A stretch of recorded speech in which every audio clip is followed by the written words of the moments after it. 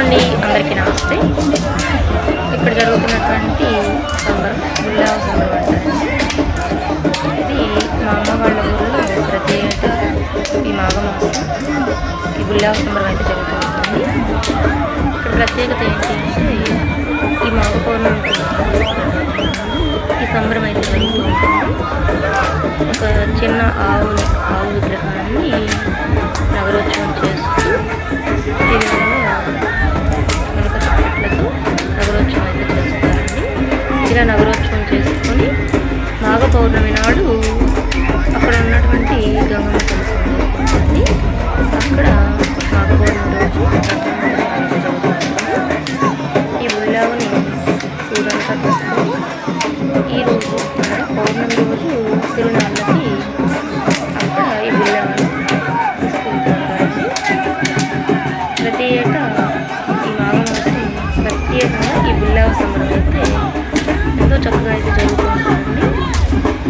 చూస్తున్నారు కదా ఎంతో కోలాహలంగా. అమ్మ వాళ్ళ ఇంటి దగ్గర గంగమ్మ కొండ ఎంత చక్కగా ఉంటుంది.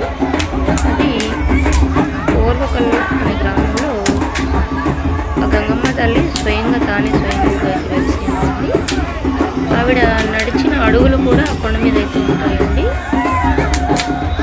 ఆవిడ కొండ మీదకి నడిచెక్కినట్టు ఆనవాళ్ళు అయితే కనిపిస్తూ ఉంటాయి. ఆవిడ ఎంతో మహిమ ఉన్నటువంటి అమ్మవారు. ప్రతి ఏటా మాఘ పౌర్ణమి రోజున అమ్మవారికి ఎంతో విశేషంగా తిరునాళ్ళు అయితే జరుగుతూ ఉంటుందండి. అంతేకాకుండా దేవాలయం చక్కగా ఒక పుట్ట కూడా ఉంటుందండి ఆంజనేయ స్వామి. అంతేకాకుండా ఇక్కడ ఎంతోమంది వృక్షులు అయితే తిరునాళ్ళు కూడా